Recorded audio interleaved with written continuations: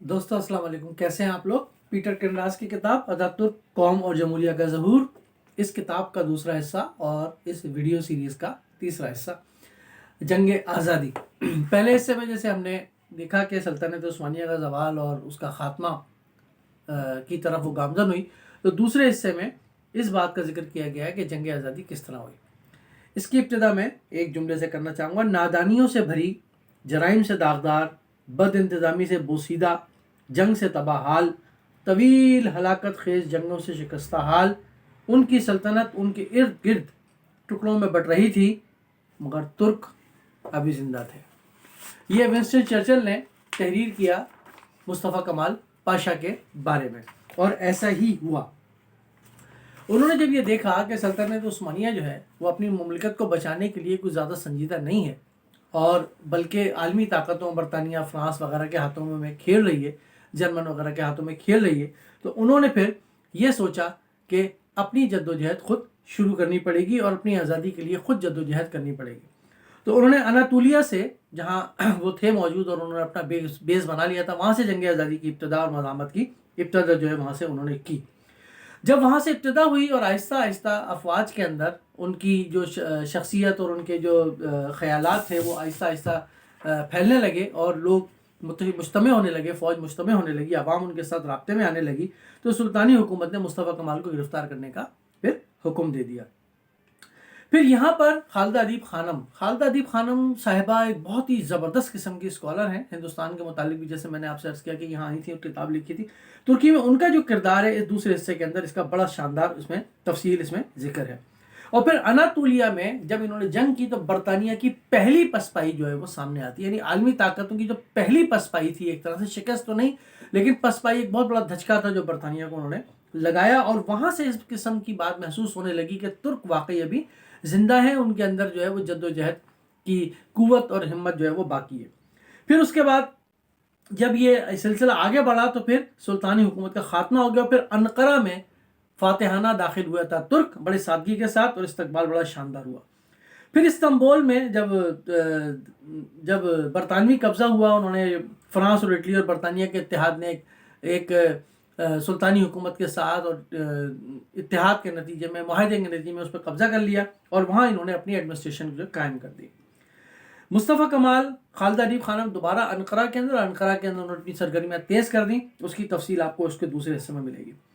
پھر جب سلطانی حکومت نے دیکھا کہ میرا خاتمہ جو ہے بالخیر بالکل قریب ہے، تو ان کے جو شیخ الاسلام تھے، آپ کو معلوم ہے کہ اس زمانے کے علماء جو تھے ان میں سے کچھ علماء حق بھی تھے، کچھ علماء سو بھی تھے، تو شیخ الاسلام نے جو ہے وہ سلطان کے باغی قرار دیا ان کو، اتاترک کو اور ان کے ساتھیوں کو، اور ان کے خلاف جو ہے وہ کفر کا اور موت کا فتویٰ جو ہے وہ جاری کر دیا۔ لیکن ظاہر ہے کہ اس کی کوئی حیثیت نہیں تھی کہ عوام میں ان کی مقبولیت بڑھتی چلی جا رہی تھی، اور افواج جو تھی ان کے زیر کمان جو ہے متحد ہوتی چلی جا رہی تھی۔ انقرہ میں پھر انہوں نے ایک پارلیمنٹ کا قیام عمل میں لائے، وہاں پر انہوں نے اپنے منصوبے کی تفصیل پیش کی، ریاست کیسے چلے گی، حکومت کیسے چلے گی، اس کے حساب۔ پھر اسی زمانے میں ترکی کے حصے بکھرے کی تفصیل بھی جو ہے وہ سامنے آ گئی کہ عالمی طاقتیں اصل میں ایسا نہیں ہے کہ صرف اس پہ قبضہ کرنا چاہتی ہیں، بلکہ اس کو بالکل ہی مکمل طور پہ توڑنا چاہتی ہیں۔ پھر اس کے بعد سوشلسٹ انقلاب جب آ گیا تھا 1917 میں، جیسے میں نے بتایا تھا روس نے اپنے آپ کو اس جنگ سے پیچھے کر لیا تھا، تو روس اور ترکی اتحاد جو ہے وجود میں آیا 1921 کے اندر۔ اس نے بھی بڑا دھچکا پہنچایا برطانوی اور فرانسیسی، اٹلی وغیرہ، یونان وغیرہ کے اتحاد کو، ترکی کے جو حصے بکھرے کرنے تھے اس کو دھچکا پہنچایا، اس کی تفصیل اس میں موجود ہے۔ یہ وہ زمانہ تھا کہ جہاں پر اسکتا ترک جو تھے وہ عالمی طاقتوں سے فیصلہ کن لڑائی کی تیاری کر رہے تھے، اور انہوں نے کسانوں کے اندر جا کر کے گاؤں میں اور دیہاتوں کے اندر اپنے پیغام کو پہنچایا تھا، اور ان کو متحد کیا تھا، اور ان سے کہا تھا کہ اپنے حل سے اپنی تلواریں بنا لو۔ یہ بہت مشہور بات ہے کہ اپنے حل سے جو ہے وہ پگھلا کر اسے تلواریں بناؤ اور مقابلے کی تیاری کرو۔ پھر جنگ سقاریہ کا اس میں ذکر ہے، یونانیوں کو شکست ہوئی، پھر یونانیوں سے فیصلہ کن جنگ جو ہے وہ ازمیر میں ہوئی، اور ازمیر سے انہوں نے یونانیوں کو نکال باہر کیا، جبکہ یونانیوں کو برطانوی اور فرانسیسی جو مدد تھی وہ مکمل طور پہ حاصل تھی۔ اور یوں جو ہے سلطنت کے بارے میں مختلف نظریات جو تھے اس کا خاتمہ کر کے انہوں نے ایک سلطنت جو ہے وہ قائم کر لی۔ شکست خوردہ سلطان اور خاتمہ اور قوم کی بادشاہت، انہوں نے اعلان کیا کہ بھئی قوم کی بادشاہت ہوگی، جمہوریت ہوگی۔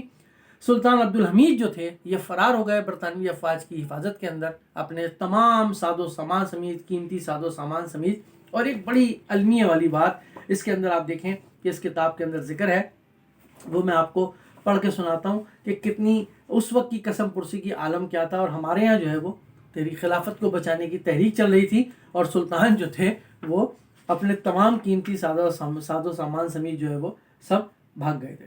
اس میں لکھا ہے کہ سابق سلطان جلدی مالٹا سے سین ریمو چلے گئے جہاں انہوں نے درمیانے درجے کے ایک ولا میں قیام کیا. ان کی روانگی سے تقریباً 1 مہینے کے بعد برطانوی افواج کے پہرے میں وہ جب چلے گئے تو ان کے خواجہ سراؤں میں سے ایک ان کی بیویوں اور خاندان کی منتقلی کا انتظام کرنے کے لیے استنبول آیا. ایک خاص امریکی ناظم تفریحات کی جانب سے برطانوی سفارت خانے کو ایک ٹیلی گرام کے باعث خبر ملی. ٹیلی گرام میں تحریر تھا: ہیپرڈروم نیو یارک سرکس بہت مشہور سرکس تھا نیو یارک کا، سابق سلطان کی بیویوں کو استعمال میں لا سکتا ہے. 5 بیویوں کو چھوڑ کے فرار ہوئے تھے سلطان. سابق سلطان کی بیویوں کو استعمال میں لا سکتا ہے. برائے مہربانی میرا رابطہ اس پارٹی سے کروائیے جو انہیں خرید سکے. یہ سلطنت عثمانیہ کے زوال اور اس کے خاتمے کا آخری منظر تھا کہ سلطان جو تھے وہ اپنے تمام قیمتی ساز و سامان سمیت برطانوی حفاظت میں فرار ہو گئے. اپنی 5 بیویوں کو پیچھے چھوڑ دیا انہوں نے اور ان کی بیویوں کو خریدنے کی خواہش ظاہر کی برطانیہ کے نیو یارک کے ایک سرکس نے کہ ان 5 بیویوں کو ہم خرید سکیں اور ان کی نمائش کر سکیں کہ یہ خلافت عثمانیہ کے جو سلطان عبدالحمید تھے ان کی 5 بیویاں ہیں. سلطان کی 5 بیویاں برائے فروخت. پھر معاہدہ لوزان کا اس میں ذکر ہے. پھر اس کے بعد استنبول کی جگہ انقرہ کو انہوں نے دارالحکومت بنانا ہے. دوسرا حصہ یہاں ختم ہوتا ہے. بہت تفصیل کے ساتھ اس کے اندر ذکر ہے، میں نے بہت مختصر کے ساتھ بتایا. اور المیہ اور آخر میں یہی کہ سلطان کی 5 بیویاں برائے فروخت تحریک خلافت بچائیں گے. خلافت کو قائم رہنا چاہیے.